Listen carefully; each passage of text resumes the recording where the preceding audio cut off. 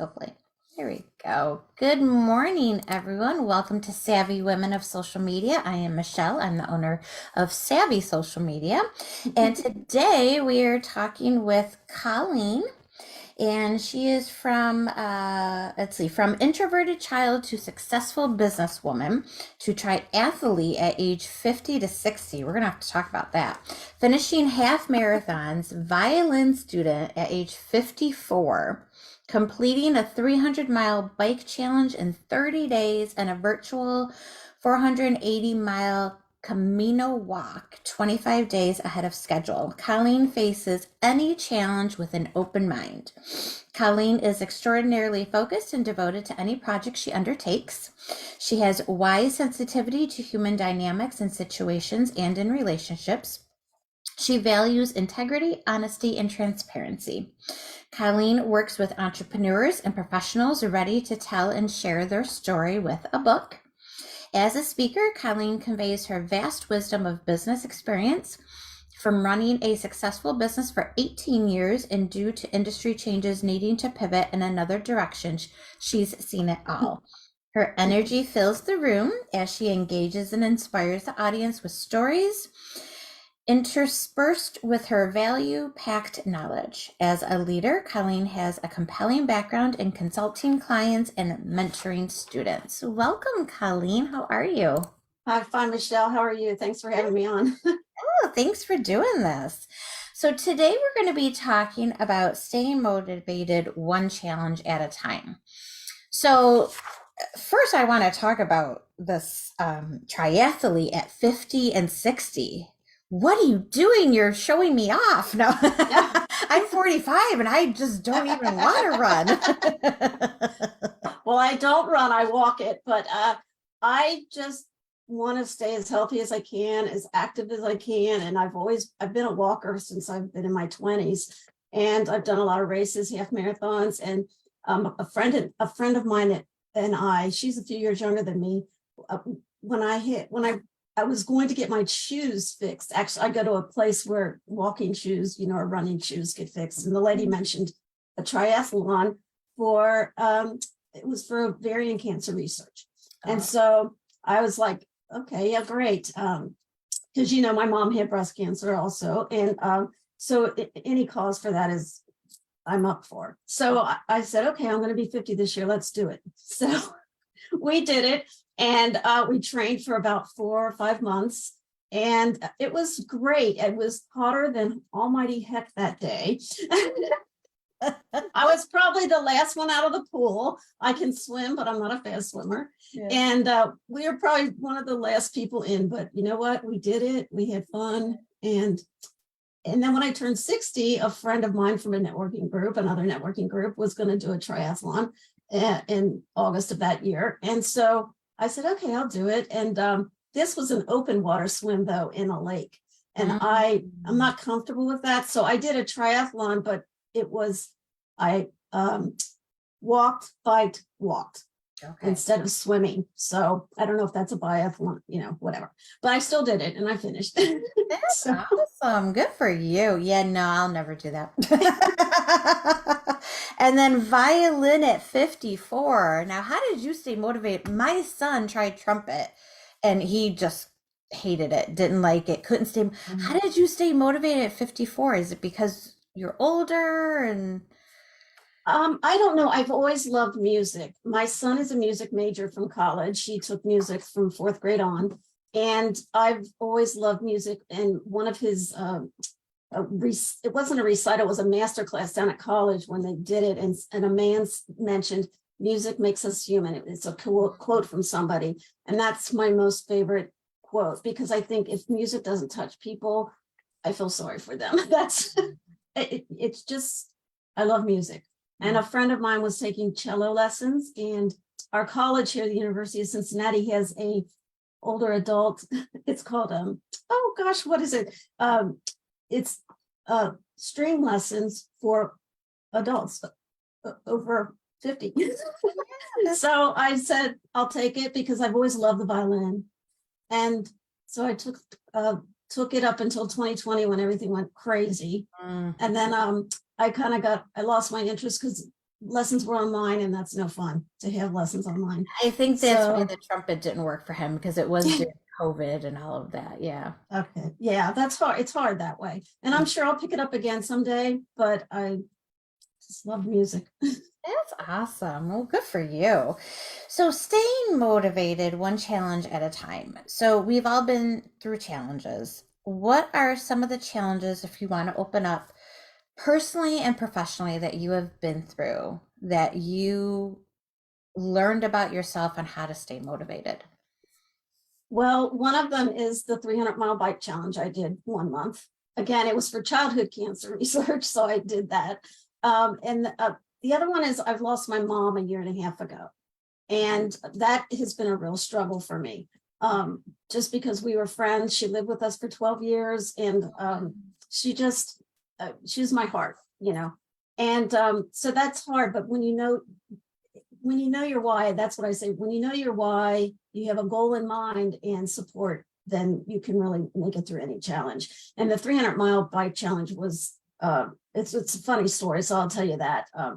I signed up for this 300-mile bike challenge online, and you had to put down how many miles when you signed up. And I'm like, oh, I don't know, 300 miles, that'll be easy because I can do 10 miles a day. Or if I can't do it 10 miles a day, then I'll do 40 miles on the weekend or 25, whatever, and get through my 300 miles.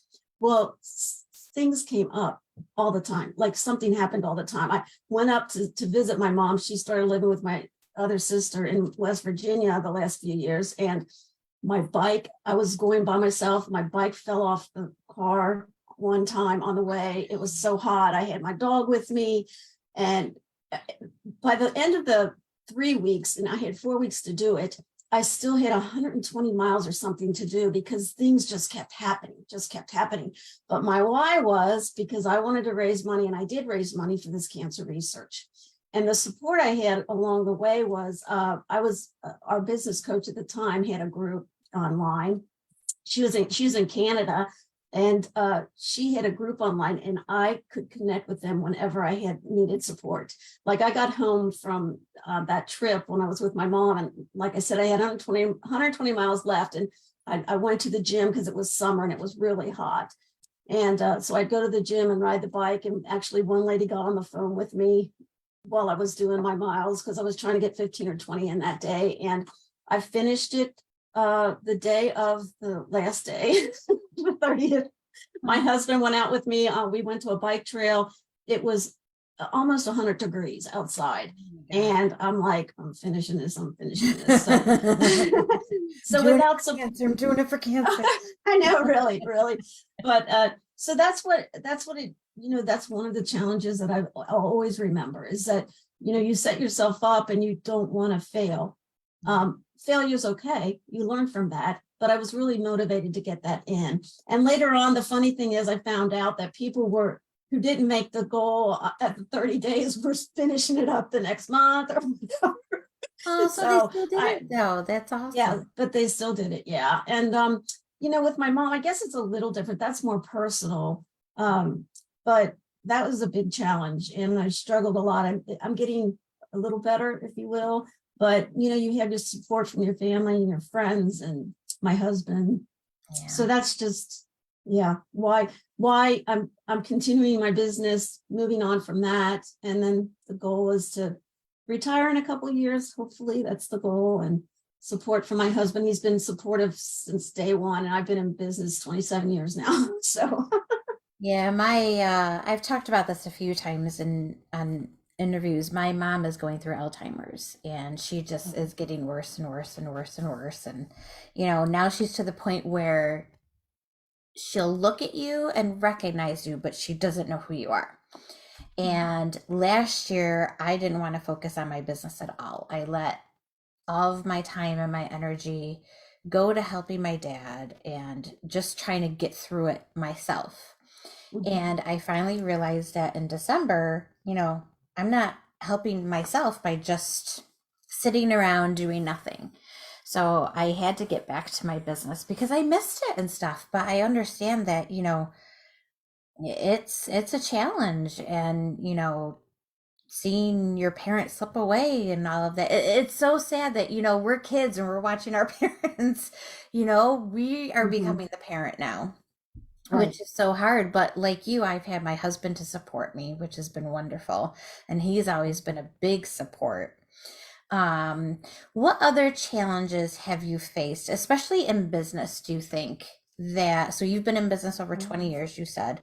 How did you Mhm. start? What made you get into business? What do you do? I know you're a writer and help people write books, but what Mhm. do you do?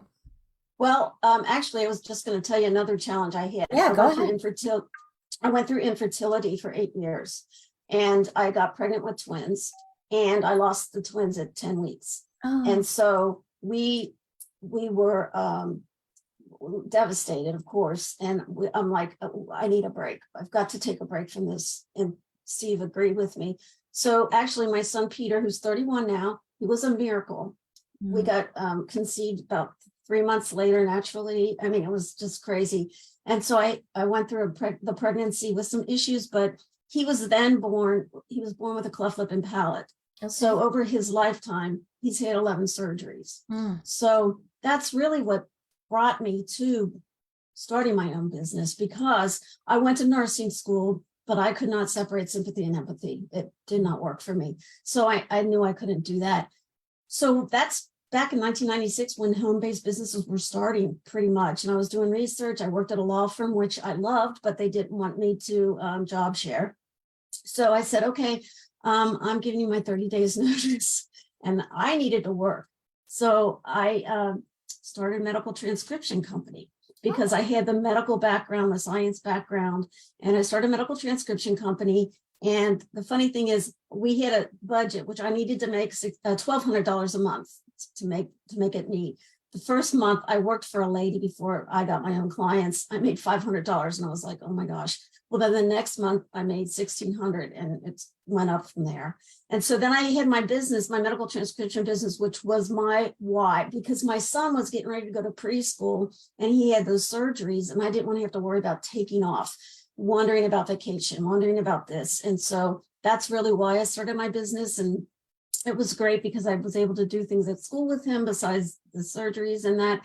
And then, what was I going to say? So I started the medical transcription company 18 years later, which was about 8 years ago, 7 years ago. The medical industry changed, with electronic medical records, a lot of overseas work going out. So I knew I had to pivot and make a change. So I went to the International Virtual Assistants Association. They had a summit every year. I don't know if you're familiar with that. Yeah. And I went there and I found out about this certified author assistant program. And that's how I got into doing work for helping authors and writers get their book out. And I also had a book that I put out a few years ago, and I didn't know anything about it. And so I was scammed by this self-publishing company. So I want to teach people and let them know what it is they need to know, whether they're going to another self-publishing company or they're going to self-publish themselves, just what they need to know so that they can ask the questions of mhm. what to do. So that's how I got into it. We have a lot in common. Oh my goodness, because it took my husband and I 5 years to get pregnant. So we were going to go through the shots and all of that. And then all of a sudden I got pregnant. And then I went to nursing school and I just couldn't Did you? remember.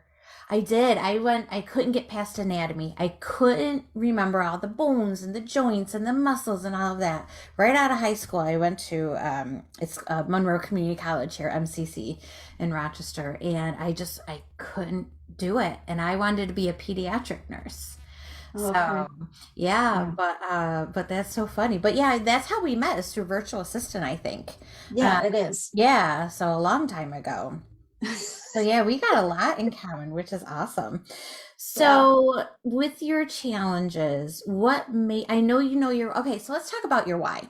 So my why is to uh, originally it was because of health issues. I got tired of being let go from jobs because I Mhm. have fibromyalgia. So my why was health issues and wanting to be able to stay home and raise kids. What if somebody is not, how do they figure out their why? And Oh, because wow. it sounds like yours is always changing and so is mine. So Mhm. obviously it's okay if your why changes depending on the journey that you're on, but how do people take the time to figure out their why? Well, there's questions you can answer, there's online questions you can answer, different things, but really what drives you, and this sounds funny and people might hear it all the time, what makes you get out of bed every morning and put your feet on the ground? What makes you so happy that work's not really work? That's part of your why. Why do you do what you do? Mine was like you, work-life balance. I Mhm. needed to work. I didn't have that option. And so I had to figure out what to do. And I'm telling you what, my medical transcription company was my why. I loved that. I absolutely loved that business. And it was unfortunate that it changed. And I like what I'm doing now because I do a lot of editing and proofreading for people too.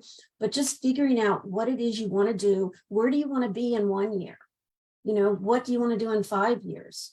Figure out what's your end goal of, is it retirement? Is it to work forever? Keep learning, going to school, uh, dreaming and making sure that you figure out what it is you want. Does that make sense? Yes, yes, definitely. Because, now it's just, I don't mind if I work forever. I love what I do. I really do. Mhm. And when I wasn't working my business during breast cancer and going through everything I was last year with my depression and anxiety, I missed what I was doing. And so I'm so glad, that I'm doing it again. But what about setting goals with a deadline? How important is that to have those goals, and why should you give yourself a deadline? Okay. The deadline's important because you know that you have a goal to get there. Mhm. Okay. So say like for this bike challenge, I'm just going to go back to that. I knew I had 30 days to get it done, but I could make the change if I wanted to.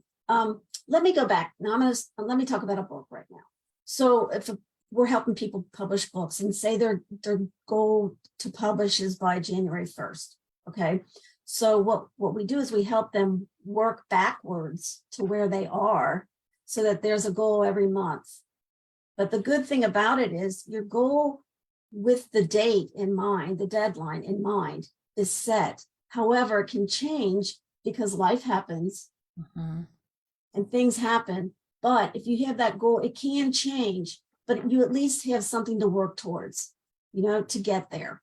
Um, get the publishing out, get make sure the cover's finished, do whatever those steps are to get there. But the deadline just helps you know that I'm going to complete this. And it's great to find an accountability partner too. If that's what you need to get things done, I'm in an accountability group now, and I'm telling you what, sometimes we'll get online for 2 hours and I get more done during that time because you've got somebody to hold you accountable to, or you're just doing it. So that goal, getting it done. That How makes do you sense. find those accountability partners? How did you find yours? Well, I belong to a group, national group. It's called Evolve Women's Network. And it started national, went during 2020. And so now we have virtual online calls too, besides in person now. But some of the women in that group, it's called Excel. It's a different part of the group, and there's 8 members in it. And we get online every Monday morning. We get online at 10 o'clock. We say our goals we say our successes and our challenge, our successes and celebrations first. That's always important. I start any meeting with that. I'm like, what's your gratitude or celebrations? Just because it starts it off on a positive note. And then we go through our goals from last week. And did we make those goals? And if we didn't, what are we struggling with? How can we help each other? And then we give the goals for the next week, for the present week that we're going to be on. And then we sit online for 45 minutes and work together, just quietly. Everybody mutes and we just work together to get things done. And we actually say at that time, what are you going to work on during our work session today? And then we Cool. do that. So yeah, it's very cool, very cool. I used to belong to it a long time ago. Then that group, that one fell apart, but then a new one came out. And So she limits it to 8 people in a group. And but there can be many Excel groups from the Evolve Women's Network. So it's Yeah. That's awesome. And I'm sure through networking as well, you've come up with that tribe. So having a support system or having processes, how important is that too? I think it's very important. The support is really important. I mean, there's times a couple weeks ago we got on the call and everybody was so emotional about something happening going on in their life. And so everyone just supported each other. It was really, I'm not going to say strange. It was just different because everybody was kind of struggling with the same issue. And to have 8 women in there and all giving their love and support by and everybody's support or suggestion was different. And that's Mhm. really cool just to think about, and support each other to be there for each other. Yeah, So yeah. that's cool. What's the name of that group? I want to look into that. The national group is Evolve Women's Network. I can send you a link if you'd Yeah. like. You can come to the online meetings twice. Right. And then Angel Hicks is the owner of that. That's cool. And then Excel is another group outside of Evolve. Yeah. I mean, it's in Evolve, but it's, different. So, if somebody is going through challenges, so like me, it's my mom, like you, it was your mom. How did you just stay motivated?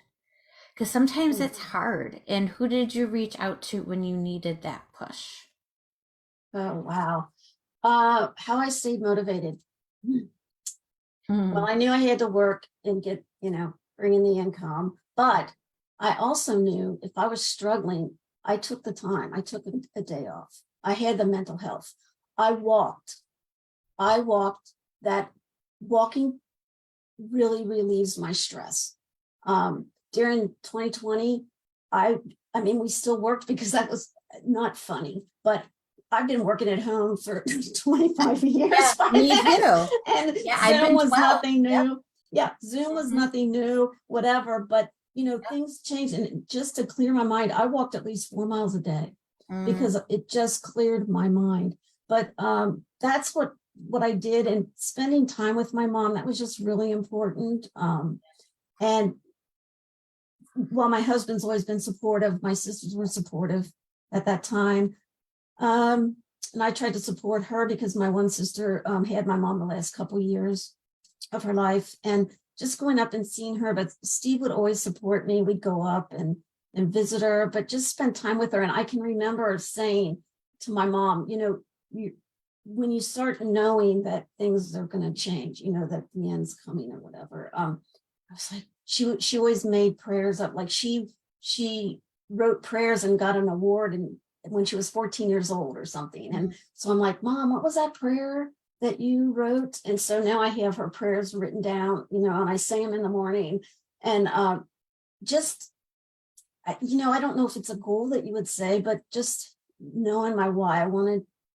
We had just a special relationship, and the support from my friends. Oh my gosh, my friends were really supportive. Even my clients were supportive. And that's what's important, those clients that really understand, they know. And I've always made my work-life balance a priority. Does that make sense? Yeah. Yeah, that's how it was when I was going through breast cancer. I was afraid of how I was going to tell them, how I was going to even still run my business. I think I said it in the article, and I was Mhm. afraid of losing clients. But some people just really, because I've had them from the beginning since 2010, and they just really surprised me, and they were there and they supported and they cooked meals and they brought groceries, and Mhm. that really, really helps when you're going through something like that, for Yeah, sure. it does. Family and friends. Now, what if somebody doesn't have this kind of support system? What do you think? What's some Mhm. advice that you can give people? Because I know some women don't have their husband's support, but they still want to do it. Right. Oh, wow. Yeah, that's a hard one. Hmm. talk to your husband. You know, if they don't support you, talk to him, tell him how important it is for you to do what you want to do, to be happy. And you can still bring in income if income's the issue. You know, set up the business so it's a real business, you know, the LLC or the partnership or whatever, and let them know that You're serious. it is, yeah, it's serious business. It's not just a hobby. You know, it's you want to make money. You've got the, you know, write out a 1-page business plan if you need to do that for your husband, you know, but hopefully you'd find a friend too, or a networking group. Find a networking group that will support you, and they can even help you talk to your not unsupportive friends or, you know, people. I mean, I had a sister, well, I have a sister, and she didn't have to work really. You know, after she had kids, she didn't have to work, which is good for her. That's great. I'm happy for her. But she didn't understand why I wanted to work at home. And she goes, "You're working so many hours, blah, blah, blah." This is when I was first starting my business. And I said, "Yeah, I've got to," but I was working around Peter's schedule. Okay. And she said, "Well, I don't understand why you didn't stay at the law firm." And I go, "You know what? Because I'd be gone 12 hours a day anyway, or 10 or 11, because I got a bus ride downtown. I work 8 hours, but I have to have an hour for lunch. So that's 9 hours. So that's 10 hours right there. Then an hour back home. So that's 11 hours. I'd be gone anyway." So if I can work around his schedule, and that's what, you know, is important too, because I could go to school and do envelopes or help with whatever it was, you know. But it's important to find that group. And I would say, even if you needed a business coach, you know, I've had business coaches all throughout my business and at different times, but that's really important too, because a business coach that you interact with, which is important to find one that you have a connection with, they're going to help you through the support. They're going to support you too. Yeah, and business coaches are so special sometimes. If they really are passionate about what they teach, they can really help you. Because I've had some as well. I forgot what I was going to ask now. I hate when that happens. Fibro fun. Anyways, so you mentioned Peter. So now Peter is your business partner, Right. correct? Right. Now, how did you two find each other? How do you two work well together? Oh, Peter, well, he's my son. Oh, And he's my son.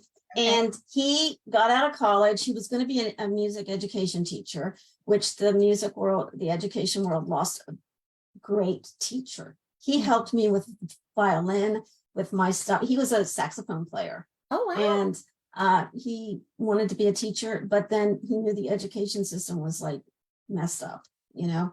And he said, I'm not going to deal with that. I'm not going to deal with that, which he would have been a great teacher. Anyway, he got out of college, and every job that he was looking for was a commission-based job.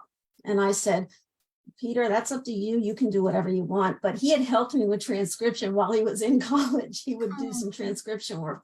And so I said, "If you want, you can join me and we can work together."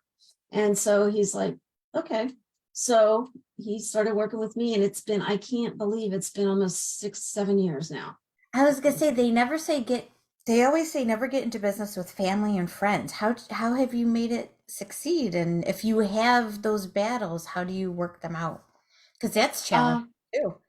right. And we are different people. I'm very anxious, and, you know, like, I want things done now, and, Yeah, you know, it's yeah. got to be perfect and blah, blah. And he's like, "Mom," he's like, "take a deep breath." You know, we do work well together. We've always had a special connection, you know, really, anyway, but there are times where we're, you know, at each other's, you know, neck or Yeah. whatever, but we talk it through. And he's much more calm than I am. And we just, you know, we'll take a break from each other.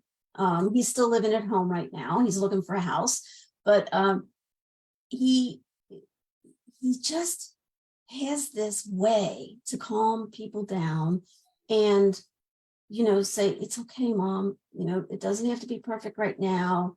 We're making progress." Because, you know, we bought this business last year with another lady and partnered up to buy this certified author assistant and speaker assistant program. And Okay. so it's taken some time to get off the ground, and it's still getting there. And I'm kind of like, "We need to do this now because we need to make money, you know, and you need to get this out. Why isn't this doing it?" And he's like, "We're making progress. It's Oh, okay." So we don't yell and scream at each other. We've never done that. We don't do that. But there's times where it's just like, he's like, I don't feel like you're listening to me. And I'll be like, what? I don't, we think differently. So it's Mhm. funny, like this morning, there was something that happened and for a newsletter we are sending out and I didn't understand what he was saying. And it's just funny because we think differently. I'm very literal, like very literal, like you say something to me and I'm like, oh, okay. And then it's like, no, that was like a metaphor for something else. Oh, how funny. Oh, that's cool. I never Mhm. realized that that was your son after all these years. Yeah, Aw. yeah. So I remember my question now. So with work-life balance, we all try to have it, right? Mhm, And your mhm. kids are older now, but when you were starting your business 20 something years ago, what really worked for you? Okay. What I was going to say, I worked around his schedule. Um, because I wanted, like, kindergarten is the hardest time. Yeah. Preschool and kindergarten, because they're there 2.5 hours. So you Mm-hmm. got to go take them, pick them up, and you got that 2.5 hours. So I would really usually get up around 4:35 in the morning to do transcription. And because he's always been an early riser, always, always, always. I mean, when he was little, 6 o'clock, 6:30. But my husband has to be at work at 7 anyway. So I would get up early to work, and then I would take him to preschool or kindergarten when that first started. And then I worked during that time. He'd get home, and then we would have the afternoon. We would go meet dad for lunch or play or do something. And then I'd get back to work later. But there were times when I had to make a deadline and he would come up to me, he's like, Mommy, can we play? Or Mommy, can we do it? And I'm like, Peter, Mommy has to work right now, but we can play later. We'll play it, whatever. Mm-hmm. So I really tried to work around his schedule, but he also knew that if I said to him, if Mommy doesn't work here, Mommy's got to go out and work. I always And said that so too. yeah, so he understood it, and he was always, he's an only child, and he was always good about playing by himself, if that makes sense. Yeah, mine too. And I loved I still remember this video that I recorded of Mikey. I loved the pack and play until he learned how to get out of it. Oh my gosh. He taught himself how to get out of the pack and play, and I caught him one morning. I'm like, oh, I gotta go record it. And it plays on my Facebook memories all the time, and I just sit and I laugh. I'm like, oh gosh. But I loved that pack and play. And I was gonna be a parent that would never use the TV as a babysitter. But when you are working from home, you sometimes need that as well. Yeah, But yeah, yeah. those are years that I wouldn't change either. I was so glad I was running my business by then because yeah, I didn't miss his first step, his first word. We have those memories now and it's just awesome. And now, I got to go to his school later today. And I said, you're lucky that I can do this. I work from home and I can make my own schedule. Hmm. So Hmm. if you are having a tough day, because we all have them, and like you said, you may take a day off or whatever, what, besides walking, what has worked for you to calm your mind, calm your anxiety, and just really help you get back to where you need to be? I pray a lot. I'll pray a lot. That helps me. I take deep breaths. Mm. Peter, he's what he's like, Mom. I do that to Mikey. I'm like, Mikey, breathe. He's Yes. like, because when I get stressed, I guess my shoulders go up like this. And he's like, See, he knows you so well. That's awesome. It does. But I will take deep breaths. Like I've learned how to breathe. Like a few coaches of mine have said, do tapping. And I'm like, I never remember about tapping. Why don't I remember about that? So I'll tap, garden. That's not walking. So I love to be out in the garden and yard. Like yesterday, I went out for a little bit. We had some storms here and I was just picking up sticks for a while, but just to get out, Fresh air, and right? It was so fresh nice air. to walk last night here in Rochester, and it's finally starting to be warmer. And I said to my husband, we were talking because I said, I'll never be a runner because we saw a lot of runners last Oh, night. I'll never bike, not my thing. I said, but I will always walk. I love being out in the fresh air. Yeah, yeah. I've never been a runner either. I mean, I played sports all through high school, volleyball, basketball, softball, and we would have to run, the mile beforehand. And I just did not like it. And I think it's because I can't breathe properly when I'm running. Mm. And people don't understand this either. And I'm going to say this. Walking burns as much calories as running. Running, you just get done faster. And it's worse on your knees. That's funny. Yeah, I'm sure it's true. That's so funny. Ah, so now having your own business, what were some of the challenges that you faced, like starting your business and all of that, that people still face today? Because I know a lot of things have changed in the years that you and I have started our business. But what were some of the challenges that you faced that you had to overcome, especially as a woman business owner and a mom and all of that, a wife? So what were some of your challenges that you had to face? Okay. Well, the first thing I'll say is I worked with people told me to go to a SCORE, the SCORE Mhm. mentors or Yep, we whatever. have that here too. And if I had listened to the SCORE member, I would not be in my business today Mm. because he was not supportive. And he said, why would you leave a business where you have a 401k and benefits and blah, blah, blah. And so then you're thinking, oh my gosh, I can't do this. What am I going to do? But I've been blessed that my husband's had insurance. So we are blessed with that. But challenges, well, this is putting myself out there, but I've been on antidepressants for a while. And when I first started my business, I could not get disability insurance because I was on an antidepressant. Mm. And I'm like, are you kidding me? Because like I said, I have to work. I need to work. What happens if, God forbid, thank God, I've only had one surgery. That was a few years ago. I had a rotator cuff surgery, but I couldn't get that because I was on an antidepressant. And I'm like, that's crazy. And I said, well, I'll just lie next time, but I would never do that. But, Yeah, but you're right it's, because when I was first diagnosed with fibromyalgia and I couldn't work a lot, they don't consider fibromyalgia a disease or a sickness. yeah. Oh yeah, I So, can't get disability either. yeah, so that was a big challenge.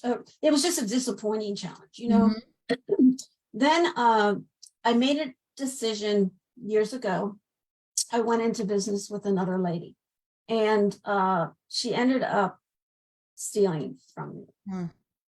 And that took me years to get over because I was devastated because I had to close out some IRAs to pay people back because I was going to make good on what we owed people, because we were going to do a golf outing and we had gotten vendors and that type of thing.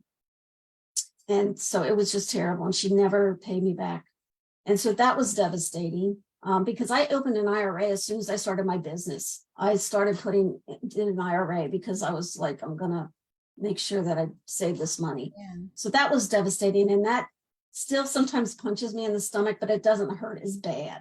Hmm. And I say, actually, it was a networking group I'm not going to name. And I was really sad because a lot of these women knew what she had done and they still supported her because she was the leader of that group or whatever. Hmm. And so I stayed away from people for a while because I wasn't embarrassed. I was just sad about it. And I was like, I didn't know what to say to them. And you I lost think that trust. Yeah. yeah, I think I was angry at it for a while. And then I was sad.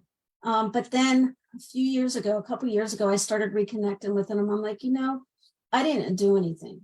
I didn't do anything, and so that's good. I've mended fences from that. But those were some pretty bad challenges I had. Yeah. And then I was just disappointed when the medical system changed because EMRs, took a lot of work away and overseas, taking work over to overseas and stuff. That was devastating because I really loved that. And I was kind of lost for a while, even though I've known all that business, the virtual business, like I know how to do all of that because I was a legal secretary for 12 years, Mhm. so I knew how to do that. But it just wasn't, my thing. So I'm glad we got the author assistant stuff in order. That's awesome. So yeah, I know the virtual assistant. That's all. I have 2 degrees. Like I said, I have, or I went to school for nursing. That didn't go, but I have an IT degree and a paralegal degree. But because of my health issues, the only job I could get is a administrative assistant. So when I was working from home and looking for work from home jobs, and I kept seeing virtual assistant, I'm like, well, that's something I can do. That's for sure because I have Mhm. that experience. Yeah. Um, so I forgot my next. See, I can't remember anything anymore. Oh I'm my glad to know God. that because that So happens to me. what are I don't know if we talked about this, but what are some 3 strategies that you have for staying motivated one challenge at a time? Did we discuss those? No, we didn't. Let's see. Challenges. What do you say? Challenges? What are Strategies. three? Three What are strategies. strategies to stay Yeah. motivated? Okay. Um, well, strategies are when you have a challenge. Well, that's hard. If it's a health challenge, you can't really have a date in mind, but if it's business, you know, if you're going through a challenge of business, uh, have your date in mind and know that that date can change. It does not have to be set in stone, but you have that goal to make sure that it gets completed. Strategies. Oh, um, well, like I was saying, the support system is huge. Having the support system is huge. And give me the question again? My brain is full. I'm sorry. Oh, that's okay. So you're like me. Mine is fibrofog. Gosh. Oh, 3 strategies because I'm reading over your thing and I just want to see 3 strategies for staying motivated one challenge at a time. oh, okay. Yeah. To overcoming Um, any challenge, I guess. gosh. Well, going back to knowing why you're doing it. Right. Why did I choose to ride 300 miles in 1 month? Yeah. Well, because I wanted to support childhood cancer. Knowing your why, but it's got to be important. Not important, but it's got to be a driven why, Mm, not just a out there why. It's what's important to you. yeah. Then the goal's important, but knowing that your goal can change. Your goal does not have to stay set in gold. And again, the support, finding that support person, that support group, those are just 3 strategies that I think are so important. I agree. Finding your people. Yeah, I talk about that all the time, finding your tribe. And if there's somebody negative, get them out of your life. No matter who it is, family, friend, just stop being around them, get them out of your life because then they're just going to bring you down and they're always going to have Right, something negative to say. And then you're going to think that negativity is just what's right. right. And yeah, like you said, think positively, like, yeah, this is happening now, but in a week or in a day, things are going to change. It'll be better. And like we said, we all go through health, personal, family, money. We all go through something that is challenging. Hmm. And some of us let it bother, not bother, but some of us let it affect us longer than others. Like I said, I was a good year last year just going through all my emotions with everything that was happening. During COVID, we lost both my in-laws. And then, understanding why things are happening with my mom and all of that. So it was a tough couple of years during all of that and just figuring out how to get through all those emotions. Hmm. So some people it could take a month, some people it could take a little bit longer. But I think just knowing that how to come out of it and what you have to do to get yourself out of it, and then setting those goals and knowing that, I think knowing that why is so important. Right. And also another important thing is journal. Mm, That really helps a lot of people journal. People say journal and you're like, what are you talking about? Well, I was going through a lot of anxiety after mom died and some other stuff had happened. And so I would just journal, 5 or 10 minutes a day and just get it out there. And who knows, someday that could turn into a book. Your you know, journaling could turn yeah, into a book.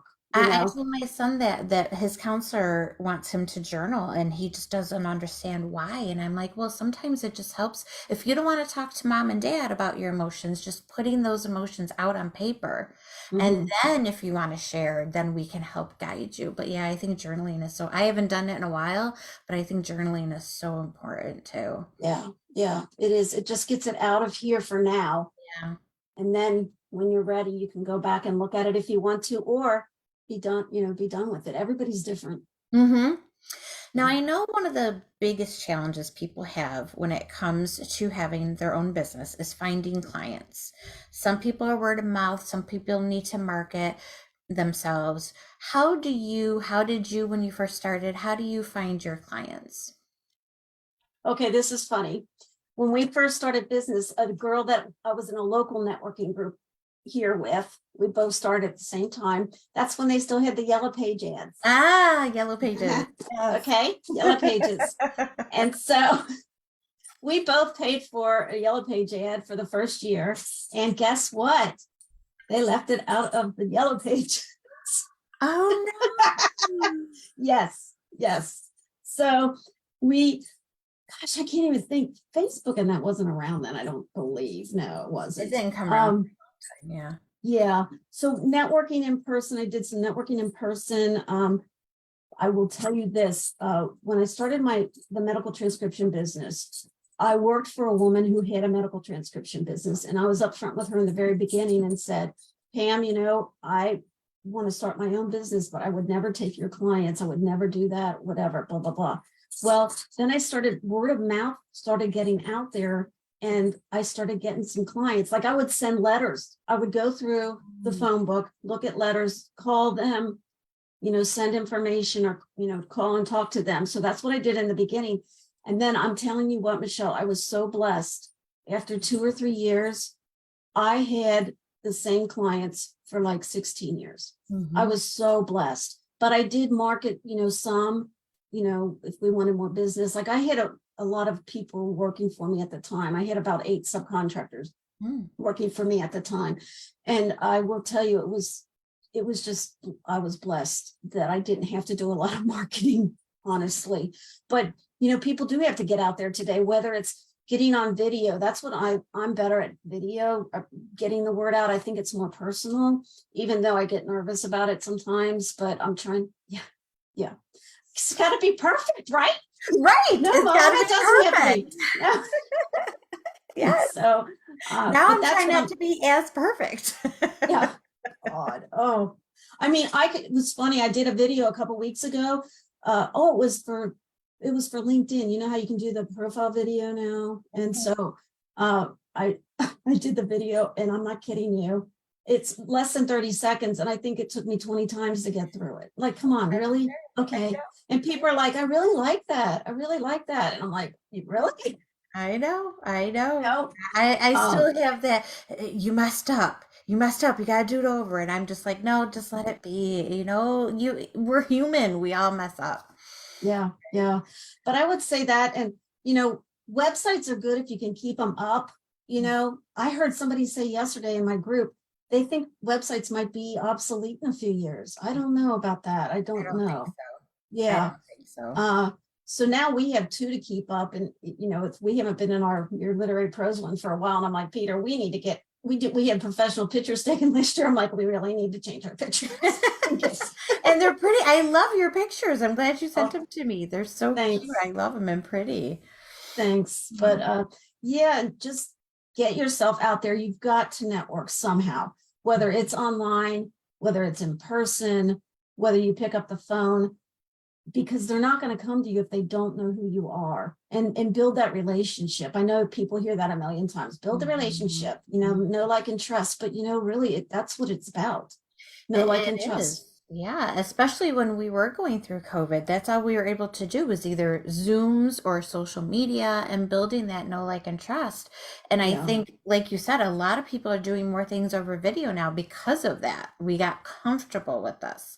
Me, Mhm. even though you and I work from home all the time, I couldn't wait to get back out because my office used to always be Starbucks when I would have meetings. So Uh-huh. I need to get back out and schedule those meetings and get back to my office. Yeah. Yeah. Yeah, exactly. But yeah, Yeah. networking and social media, it's really, really important. So here's how I usually end um, my interviews.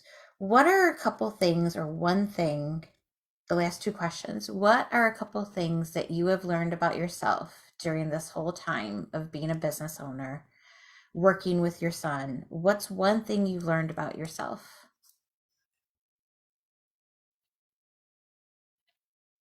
That I am resilient, Mm, that it may take time, but I can do it and I'm good enough.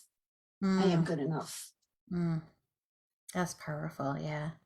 We always think we're not, especially when things aren't perfect. We think, oh, we're not doing it right or we're not good enough. Yeah, I Mhm. love that.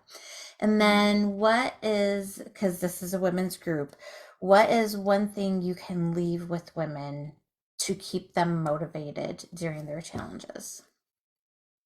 Oh,